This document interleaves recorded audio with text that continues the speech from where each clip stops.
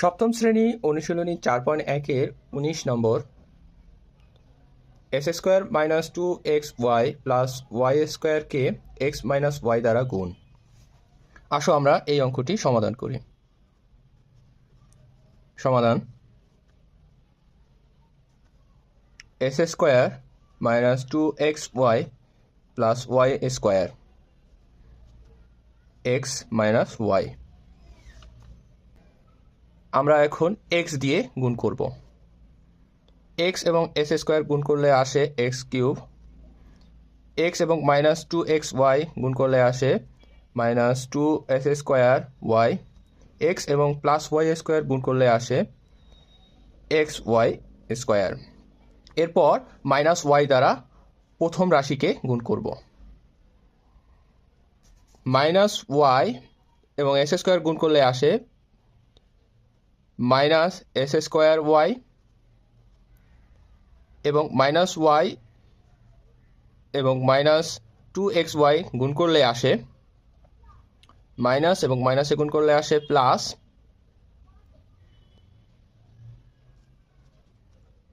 Plus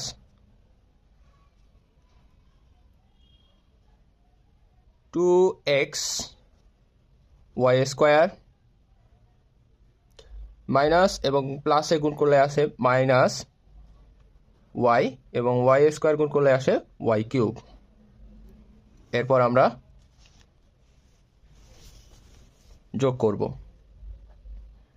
x³ এর সাথে x³ -s²y এর সাথে -2s²y যোগ করলে আসে -3s²y প্লাস 2xy² এবং প্লাস xy² যোগ করলে আসে 3xy² এবং -y³। এটি হচ্ছে আনসার।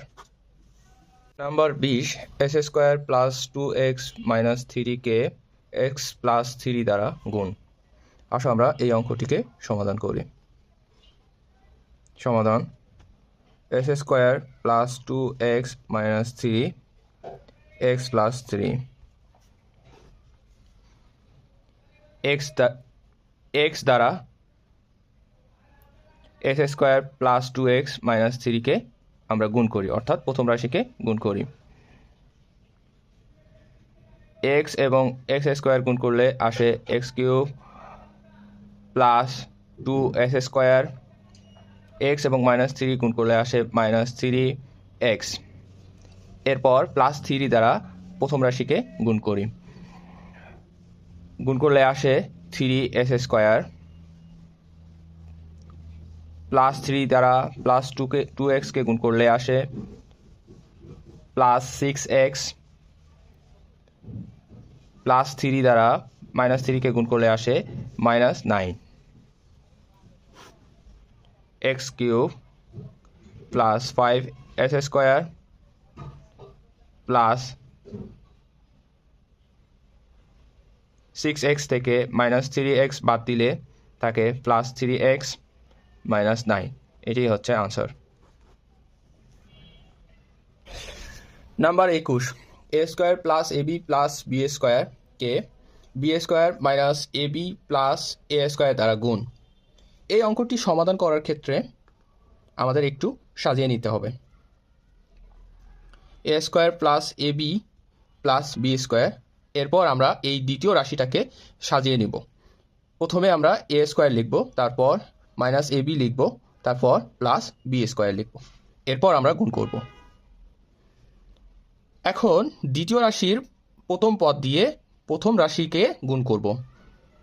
a² দ্বারা যদি প্রথম রাশিকে গুণ করি তাহলে হবে a⁴ plus a³ b plus a²b²।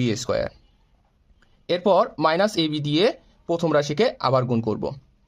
গুণ করলে হবে -a³ b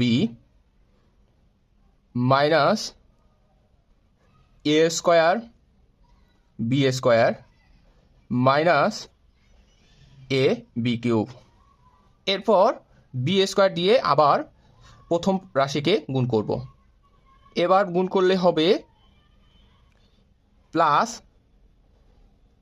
এ স্কোয়ার বি স্কোয়ার, এরপরে হবে plus A B cube plus B power 4।